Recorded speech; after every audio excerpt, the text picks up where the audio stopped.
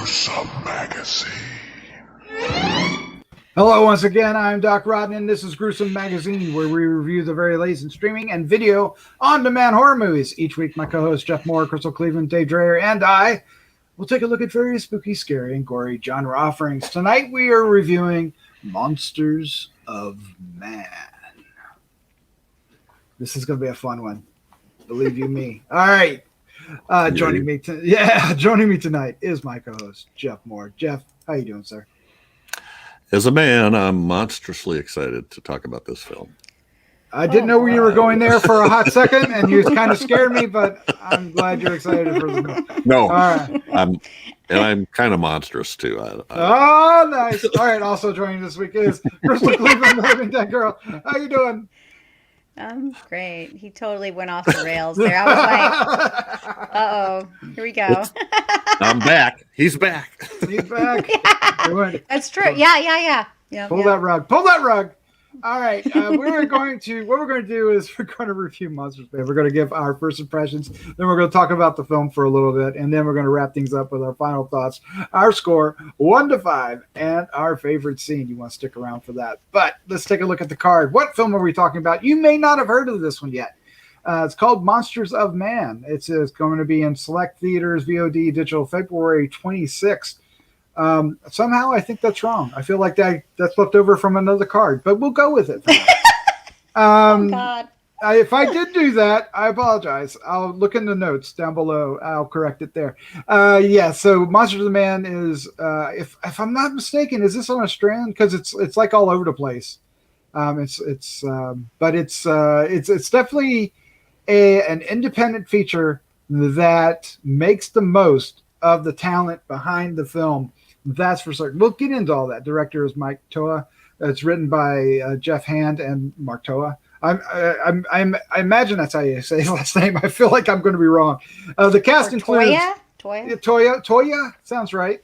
The cast includes Neal McDonough, who I love. He's great. Brett Tutor. Yeah, Jose, Rosete, David, Haverty, and many others. We won't get into everybody. Apologies, but they're there. The synopsis is a U.S. weapons manufacturer tests its 4 killer robots on heroin producers. On heroin producers. Yeah. It's really written weird. The Golden Triangle of SEAsia. It goes haywire. Maybe heroin manufacturers would be easier for you to. They test 4 killer robots on the heroin producers. Okay, I get it. Yes. Yeah. Yes, but it doesn't read the way It didn't roll off the tongue. It did not. Yeah. And I have trouble with that in the first place. So now I'm totally obsessed with it. Your tongue rolls all by itself. Yeah. Just let it go. Let it go, Doc. Let it go. All right. So let's do this. Let's give our first impressions for Monsters of Man. And Jeff, you are up first, sir. What say you? What say you? I like this concept a lot and the general story. I think the acting is really good, especially there's an amazing performance from this little kid. And yes, it's either Lai Tai or Lee T as Leap. Lyty. Wow, is he good? But I thought everybody was pretty good. Some of them are annoying, but their characters are supposed to be annoying. And I was amazed at the effects for the robots, because a lot of times we get these sort of, it's near future thriller. Science fiction, and it's the effects end up being bad, but I was really impressed with the robots, and I'm assuming they're CGI, but wow, I thought they were really good. Lots of action. I like, for lack of a better word, I like the varieties of personalities of the robots. Yes. In that they're not really personalities. I guess they start out the same, but because of certain things that happened to them in the drop, they end up having different instructions loaded, I guess, is maybe a way to say it. And one of them actually kind of has an arc, right? Might even argue too, if you really get into it. Say that again. I said you could argue two of them. Yeah. There were a couple times. The only questions I had was, or I don't know, what's the word I want. Anyway, the only thing I hesitate about is there's a couple times when the robots need to do something and they kind of struggle with it, and it seems like it should have been a piece of cake. And we could talk about that maybe off show, but it just seemed to me like there was another way they could have done that would have just like been done very easily instead of struggling with it. And I felt like it was a little bit long. It's like 2 hours and 11 minutes. And there was a point where I'm checking to see how much was left. Never a good sign, right? No, but yet I don't know. And so I'll leave that there for now. And another thing that's a little bit annoying is I have no patience with characters that no matter how many times you tell them to be quiet, they keep yelling, shouting, crying, wailing, whatever. Oh, yeah. That gets on my nerves. But on the other hand, I've never been in that situation and had those things happen. So, maybe it gets to be uncontrollable, but they're in like a life or death war zone type situation. And they're putting everybody's life at risk with this activity. Well, even so, they lasted a lot longer than they could have. They should have even. And I also thought Jordan, played by Paul, I don't know, Haapaniemi, had a nice arc too. He develops well. I thought. Yeah, he starts out. I enjoyed this. It seemed a tad long, but I'm not. For the most part, I thought it was pretty good. Well shot in the jungles. I mean, I felt I was in the jungles. It does say Australian on their information, but I do think this was shot. I'd be surprised if it wasn't actually shot in Cambodia or in a jungle somewhere. Mm-hmm. It feels like it. It certainly does. Yeah. All right, Crystal, what was your first impression of Monsters of Man? So I really enjoyed this movie a lot. It actually came out of nowhere. I didn't feel like this movie felt like an independent film. Like, as you mentioned, the budget felt really high because the robots are freaking amazing. I don't know how they did them. I don't know if they were CGI or what. Well, obviously because obviously no robots actually move that way. But the way that they fought, I loved it. I loved the way they fought like people. Just totally made me really happy. So I could see way more of that and be happy. And yes, number 4 had an arc, and he started off and he was really kind of amazing. He brought the horror element to this movie. I think people will say, "Oh, this is a horror movie. It has to be a horror movie." When you have a robot that is going to take off someone's skin and try to put it on in front of their face, it's a horror movie. So, yeah, I would say this is definitely a sci-fi horror. Oh, definitely. Yeah. And it was really, really good. There's lots of blood. There is. I kind of missed the heroin aspect of it, but I did. And kids get shot and women get shot. Oh, yeah, I forgot. And let me tell you, they kind of show it. Like, it's not even. Yeah, they weren't really. No. Yeah, that actually when I saw that, I went, whoa, okay. Luckily, there's so much going on. I think it's you can get distracted because they're right in the middle and there's so much happening. But that little boy that Jeff mentioned, his boo-hoo, and And they milk it too. Oh my god. Yeah, they do. Yeah. But wow, is he good? I totally believed it. Me too. I did too. I was like, holy moly. Like, that was really amazing. So I will say this. I feel when the movie started out, I was bored.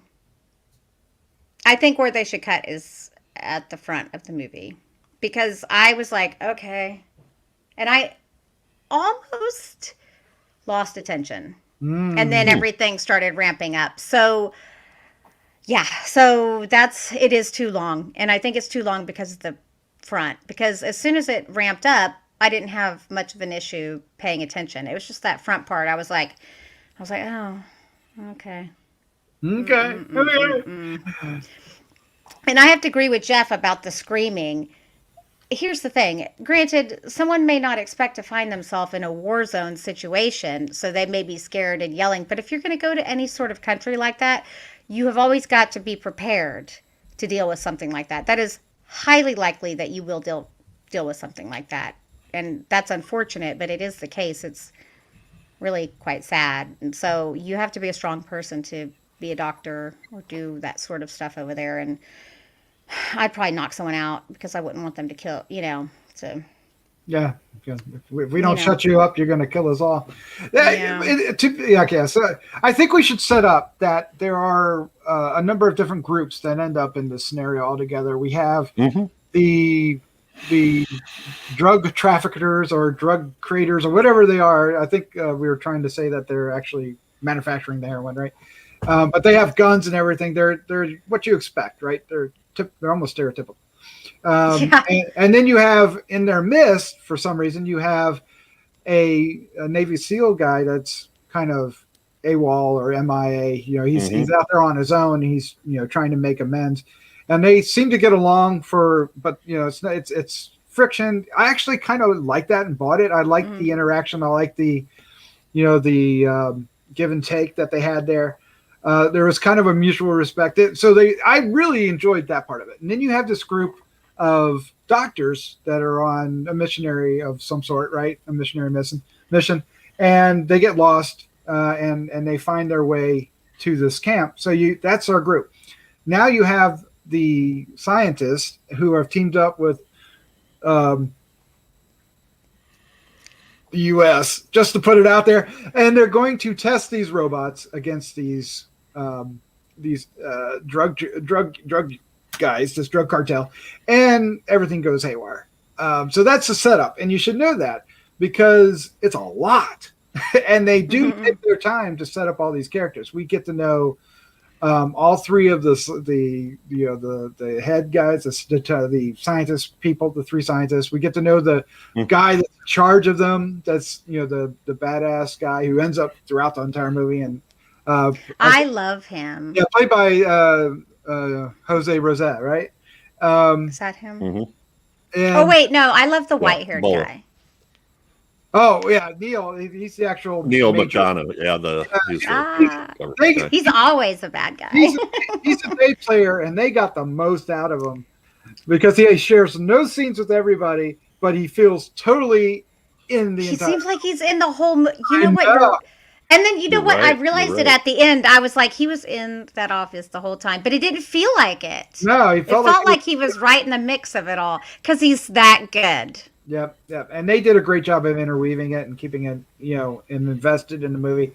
And he just has like a quick, it's perfect. It's actually a really good job. So, and our hero, Brett Tutor, is plays Mason, really carries the film. And a lot of it between him and Leety, his little leap guy. I mean, their chemistry together, especially after certain things happen, is really strong. You really care. So we've talked about this in other reviews where if you don't care about the people involved in the show, it doesn't matter how good it's filmed or shot. You're not going to get invested. It's gonna fall a little flat. I did. This one got me with our lead characters, and I liked many of the annoying doctors. I grew to like them. I didn't like all of them, and certain things kind of like, okay, that's cool. But like you said, the one guy that was the biggest asshole at the beginning ended up being the one you wanted to root for at the end. And exactly. And that's great. That's great. You also start, somehow they did this. You start, Kroger and the other guy. I don't know. There's too many names. There's too many people. Jance and the girl. You start caring for them too in their situation, right? They're still shits and assholes, but there's reason to care for them. They're in a situation that you can root for them. So there's a lot going on in that respect. And when it comes down to the effects, the effects really win you over. I thought the effects for the robots were really quite well. And apparently there's people playing the robots at scenes, and because they fight, they do tricks. Yeah. And I thought that the one, especially 4, really came to have a personality. And when it came down to the end, and they learned to talk, because they're AIs, and they basically, because of the situations, they break free and they start evolving faster, and they lose the ceiling, I think is what they call it, right? And these are important plot points. They're not spoilers. They're just things that kind of propel the story. So I'm not giving anything away. But they end up having conversations, and you feel the growth of a character, and it's fascinating. It kind of has that Terminator feel. And I see a lot of reviews, and because on the posters that we get and the information we get from PR, a lot of comparisons to Terminator, and that's there, but it's kind of by the way of other films too, not necessarily just Terminator, but yeah, I really enjoyed this. I don't see that at all. Like, what exactly is Terminator, as far as maybe they kind of look like it, but nothing in the story. No, just the machines that they start to change and learn on their own. Just like every other robot movie that's ever existed. Yeah, which always kind of groups under the Terminator. I guess that's why I'm like, okay, not everything is like they didn't come from the future, it's it's just the robot part of it. But to me, it had more of like Predator, except for it was robots instead of predators. Oh, but that might be. So you're saying it's a Predator and Terminator combo. I don't think that's where I'm going, but we can do that if you want. It's in the jungle. I'm just kidding. I'm just trying to mess you up. But the concept is not, in my wild brain that goes too far sometimes, it's a concept that isn't too out of the question, that I could think, I think that could actually happen. Sure, this goes. Sure. This is believable. It takes it a little too far, obviously, but for entertainment purposes. But at the same time, I don't know. We get good bad guys. We get the robot. There's a lot to like about this movie, but it's too damn long. It needs some trimming. Now, to be fair, we were watching the director's cut, so this will not likely be the cut that most people that get to see it, unless you see it in a festival or something, will actually get to see. I imagine it's going to be probably cut to be under 2 hours or a little less than that, right? There's too much in there to cut it down to like an hour and a half. It'll at least be an hour to 2 hours. But I think going to 2 hours and 12 minutes is a little stretch. And it does, there's times when you're like checking your watch. I don't want to get into specifics because it's unfair, but at the same time, there are things in here that I really liked. When certain people get got, they get got in really creative ways that are fun. One guy gets got and it gets got again. Gets got and gets got. And then the kid, then really, he's amazing. And they ask a lot of him. Yes, they do. They ask a lot of him. And he delivers. And it's so... Although I will say that scene could be cut. You don't need the James Brown moment going back for another cry. The one cry was enough. Oh, well, yeah, I guess the second one wasn't quite as intense. He'd probably been cried out. Like, it was probably just a little too much for him. But, yeah, you definitely need that first one. It was so good. Oh, man. And, and that the father that's playing, and not actually laughing. I wonder how many times they had to film that. Some kid snuck in my face. I'd laugh my ass off. Wake up, Doc, wake up. It was a great scene. I would like to know how they did all the effects. I imagine there's a lot Because of green screen involved, a lot of green there were green suit underneath suit them, underneath. sort of. Yeah, That makes sense because the fighting was awesome. I loved it. Like I loved the way they moved. I love how fast they were. I yeah. loved. Well, could also be capture, motion capture, Right. Right. and then there might be some practical in there too. I mean, I think when he puts the face up, it felt practical. Oh yeah. That is. I just mean like it didn't feel like a lot of CGI. That's why it surprised me. So it must be. The change, the module. Yeah. Yeah, there is somebody that is credited. Conrad K. Pratt is credited as BR4, the fourth one. So I would imagine that he wore the suit, or Well, maybe there was also a his voice. Yeah, or the Yeah. voice. Yeah, I really don't know. I can only guess, but it felt like some of the robots that you see that move a little smoother, and they actually have a person, but they're wearing like the green suit, so they can. So they can cover the little parts, like so they look not as human in their shape. Well, originally they do have kind of a robotic motion Mm-hmm. at the beginning. Yeah, and when they don't, our people are surprised. So I like that aspect of it. I like that. There's a number of people that go, "Did you see that?" And they're surprised by the growth and the learning. And I bought it. I bought the Major's reaction. How he started throwing things around the room and getting pissed off, and knowing he was getting deeper into the pickle jar. So Right. I really I thought there's a lot of creativity in this. A lot of there's a lot of all the hard work is on screen. I really think it is. Did they do anything that's really extraordinarily innovative? I'm not certain, but it's a simple story as well. But Like there's, but they did it right. actually, I see some parts where they could cut out too. They could cut out the boyfriend. They could still, sorry, like with the. Yeah, I don't want to give anything away, but they could cut a lot. They could cut that boyfriend out completely, almost. Mm-hmm. That would take up because it's really kind of unnecessary. Because it could just be the call and then the chase.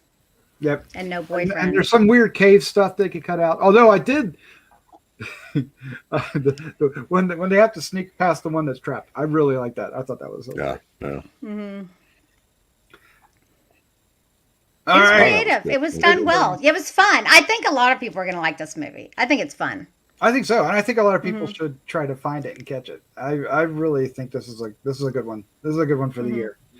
Will it make the top 10? I don't know. That's what the next little section of this particular review is all about. All right, so let's wrap this up and give our final thoughts, our score 1 to 5, and our favorite scene. I think it's going to be really easy to pick a favorite scene for this one. We're probably all going to want the same one. Oh, maybe not. There are a lot. All right. But before we do, if you're still listening, we want to just thank you so much for hanging out with us. And I hope you enjoy these and many other reviews that we put out during the week. If you want to support us, it's really easy and it's really free. All you have to do is hit the subscribe button. We really appreciate that. Share with a friend, even better. If you want to get a little bit more involved, hit the like button or hit the bell to get notified of new stuff, and leave some comments down below somewhere. Just keep pointing. You'll hit it eventually. Yeah.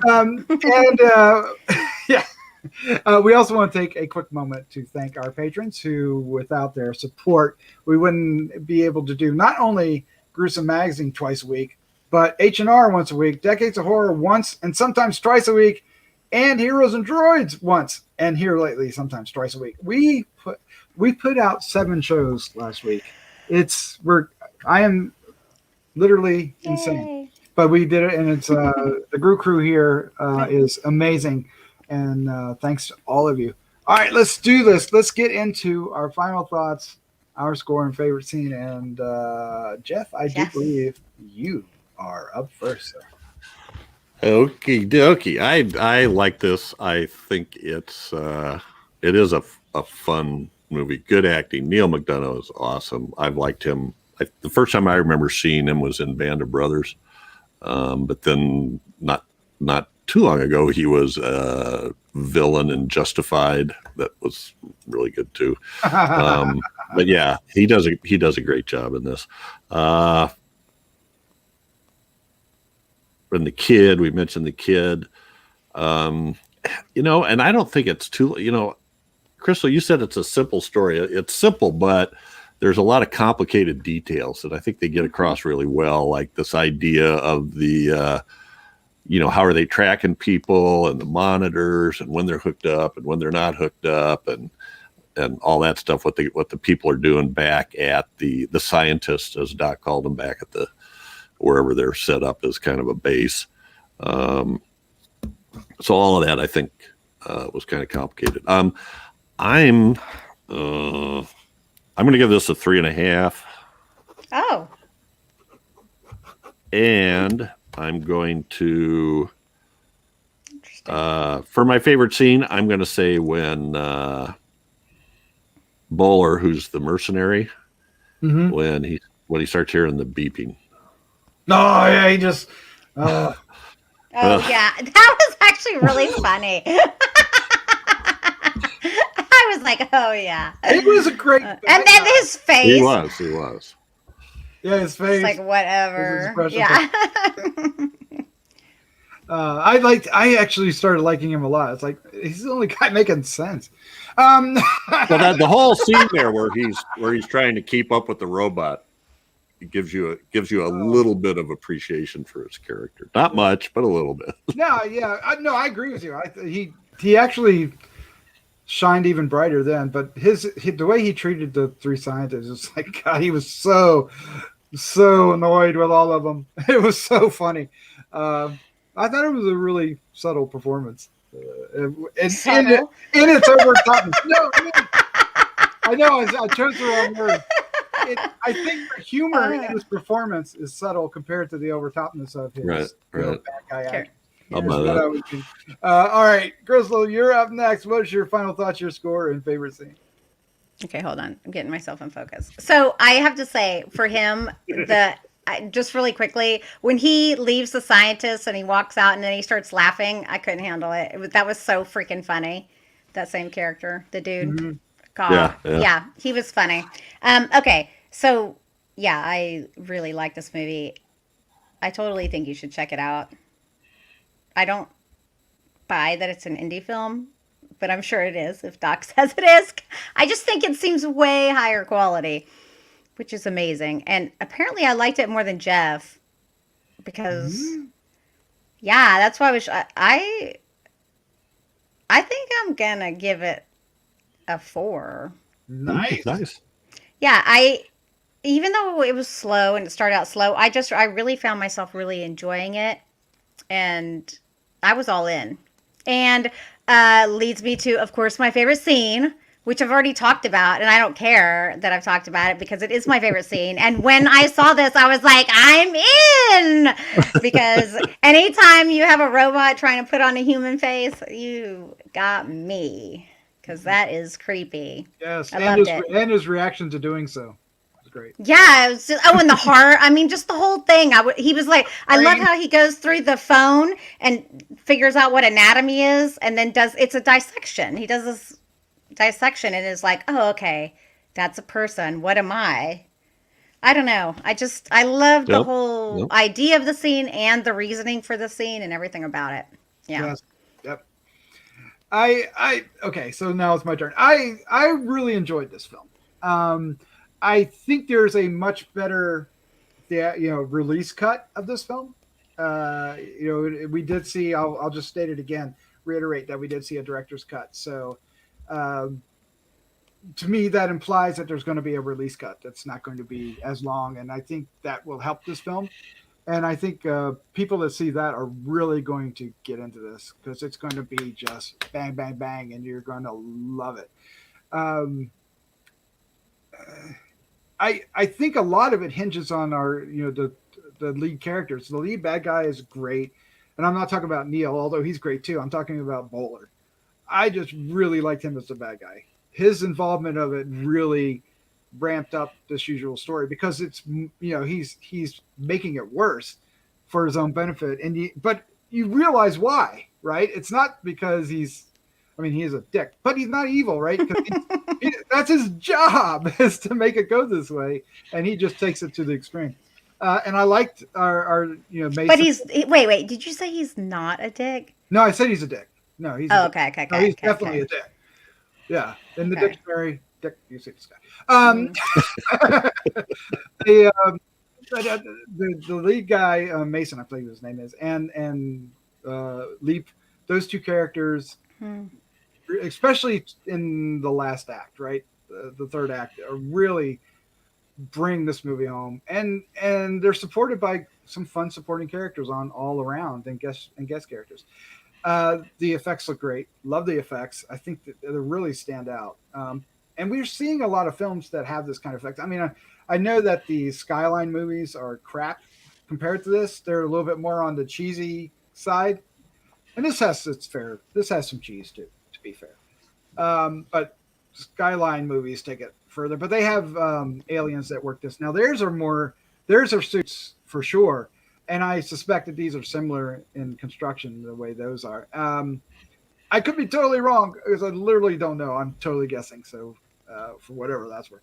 But anyway, it all adds up to liking this movie. And I'm going to give this cut 3.75. But I think there's a better cut of this film that I would probably give definitely into the fours. As long as they can keep the gore. You gotta keep it. Yeah.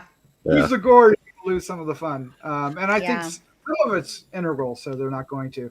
But there's certainly some fat to be trimmed.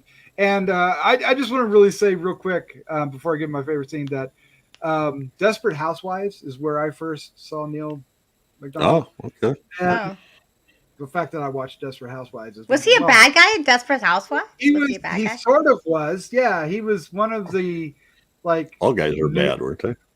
Yeah, they all were. But he was really he just got bad, worse and worse, and he was over the top camping. But I also love him in the Marvel universe. He plays oh my god, who he plays? Happy. No, he doesn't play Happy. He plays oh my god, I can't remember the name. But the guys from the World War II, the Howling Commandos. Anyway, doesn't matter.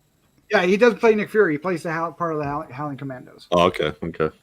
But Nick Fury's not part of the Howling Commandos in the MCU. He is in the comics. Anyway, I digress. My favorite scene. I'm going to go with the final fight scene between, the entire setup, right? Starting with when 4 confronts our heroes and has that conversation.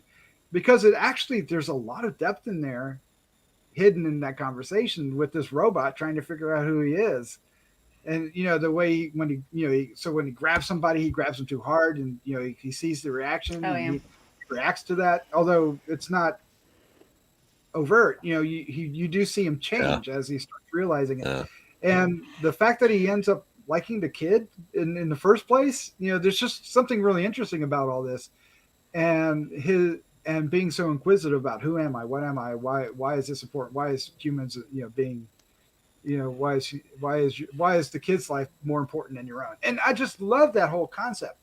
And then from there it goes bonkers because the other robot shows up and our bad guy shows up. I'm spoiling a little bit, sorry, but it doesn't matter because it just goes balls to the walls from there. And I really enjoyed that whole setup and the scene that goes with it. It was a lot of fun and it was a great payoff.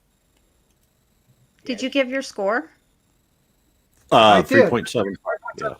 Okay, yeah. Sorry. But I gave the highest. Yes, you did. I think it would be. I think a better cut would be a better score. I'm completely with you. I think if they could trim some of the fat, I think this film would grow by as much as 4 1/4, 4.5. Oh. Yeah. I think but it's a good movie even this way. Yeah. Yeah. Oh, it's definitely worth it. Although I don't know if I want to sit down for another 2.5, half hours for it, but 2 hours and 12 minutes. But I would watch a shorter cut.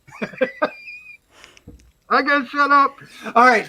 That's our review. If I watch it again, when I watch it again, I'm going to be thinking, what's unnecessary or where could we cut? And you don't have to cut a lot. If you cut 30 seconds here and there, you end up with 10 minutes. And Yeah, don't do.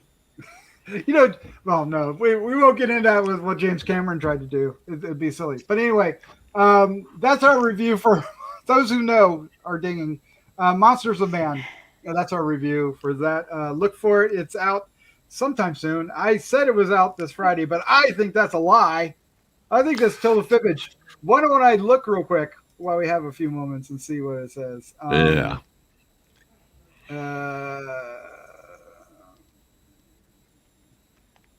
Yeah, there's no release date. So this movie, Oh, no. we're actually getting this Too movie early through film festivals. So ignore the February thing. But Excellent. This movie out soon. It will make its way. I imagine some, Netflix, somebody is, Shudder, somebody's going to gobble this up. This is worth. It's really good. This is quality stuff. It'll be in front of your faces before the end of the year. I assure you. I believe that 100%. I didn't disbelieve it was going to be out Friday. I just knew it was a mistake because it was the same Friday. Anyway, having said all that, and totally embarrassing myself, let's say good night. And I want to thank you guys for your.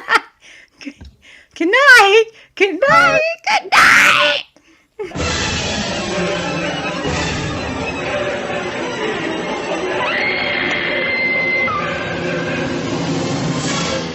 Gruesome Magazine.